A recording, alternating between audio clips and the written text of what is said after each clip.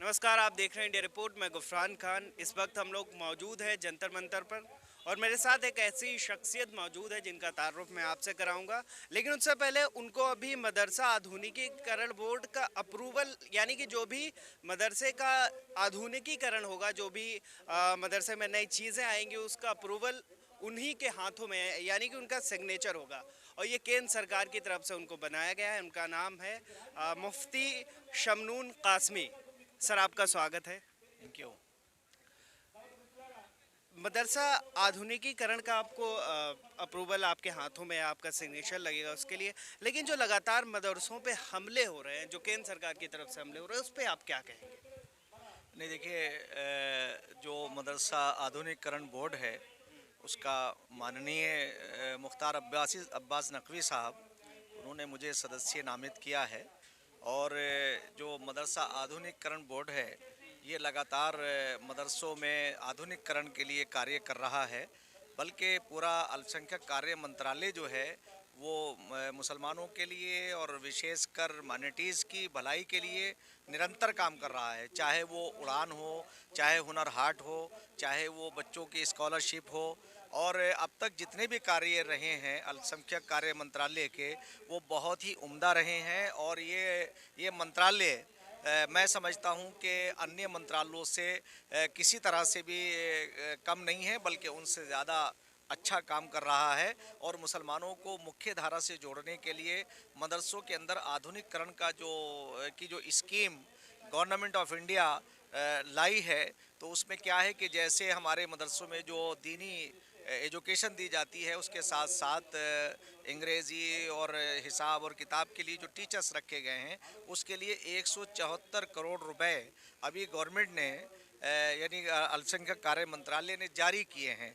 और इसमें माननीय मुख्तार अब्बास नकवी साहब, जो वज़ीर अक़लियती फ़लाह व बहबूद, उन्होंने जितने कार्य किए हैं वो मुसलमानों के लिए, विशेषकर माइनॉरिटीज़ के लिए उनके काम बहुत ही उम्दा हैं। और हमने ये देखा है कि जिस जिस तरह से अल्पसंख्यक कार्य मंत्रालय काम कर रहा है, वो निरंतर मुसलमानों पर उसकी नज़र है। और मैं समझता हूँ कि मुसलमानों को इसका लाभ हो रहा है, चाहे वो एजुकेशन के मामले में हो, स्कॉलरशिप हो, या जैसे अभी उड़ान एक स्कीम है, उसमें हमारे जो बच्चे हैं जो हायर एजुकेशन के लिए आते हैं, जैसे आईएएस और आईपीएस और पीसीएस वगैरह, इन सब की तैयारी जो है वो मंत्रालय की तरफ से फ्री कोचिंग दी जाती है। और इसमें बहुत बड़ा रोल जो है वो अल्पसंख्यक कार्य मंत्रालय का है। और हम मुख्तार अब्बास नकवी साहब का धन्यवाद करते हैं कि उन्होंने मुसलमानों को मुख्य धारा से जोड़ने के लिए और उनकी समस्याओं के समाधान के लिए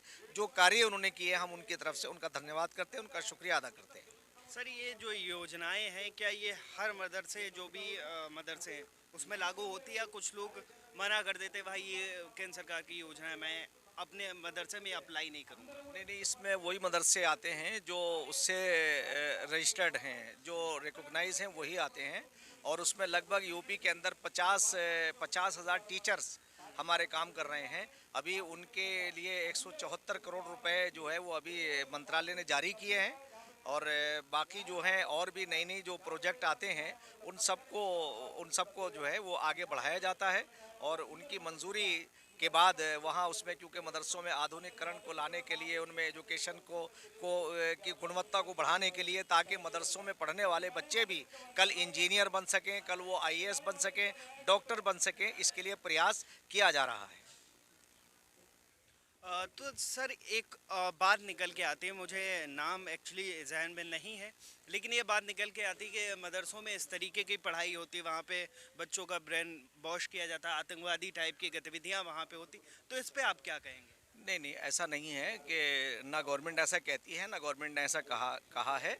बल्कि गवर्नमेंट का अगर आप रिकॉर्ड उठा के देखेंगे तो हमेशा जो है गृह मंत्रालय ने मदरसों को, हिंदुस्तान के मदरसों को, भारत के मदरसों को हमेशा ये कहा है कि यहाँ जो है अमन अमन की एजुकेशन दी जाती है, और अमन और भाईचारे की। हाँ, उसके साथ में गवर्नमेंट का जो ये बहुत अच्छा एक इनिशिएटिव है कि उन्होंने उसमें उन्हें और आधुनिकीकरण के लिए, ताकि वो दूसरे लोगों के साथ खड़े हो सकें, डॉक्टर बन सकें, इंजीनियर बन सकें, आईपीएस और आईएएस बन सकें, उस पर माननीय मंत्री श्री मुख्तार अब्बास नकवी साहब ने बहुत ज़्यादा उसमें काम किया है। अब क्योंकि वो खुद उनकी बैकग्राउंड भी मदरसे से ही है और हम लोग मदरसों की बहुत हिंदुस्तान के मदरसे और पाकिस्तान के मदरसों में बहुत अंतर है।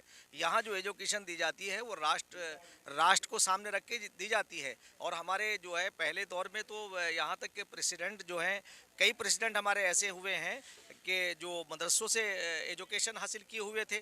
और मदरसों के अंदर मैं समझता हूँ कि जो इस तरह की गतिविधियाँ जिन लोगों में जो कर रहे हैं या उनका गलत इस्तेमाल करना चाहते हैं, उन्हें अलग थलग करना चाहिए। मदरसे हमेशा से जो हैं वो अमन का गहवारा रहे हैं और उन्होंने अमन की ही बात की है। हमारे हिंदुस्तान के, भारत के सबसे पहले जो राष्ट्रपति थे माननीय राजेंद्र प्रसाद जी, वो मदरसे ही से पढ़े हुए थे। और अभी जो हमारे डॉक्टर APJ अब्दुल कलाम, उनकी बैकग्राउंड भी मदरसा था। और हमारे माननीय मंत्री श्री मुख्तार अब्बास नकवी साहब कई बार कह चुके हैं कि मैं तो खुद मदरसों में पढ़ा हूँ।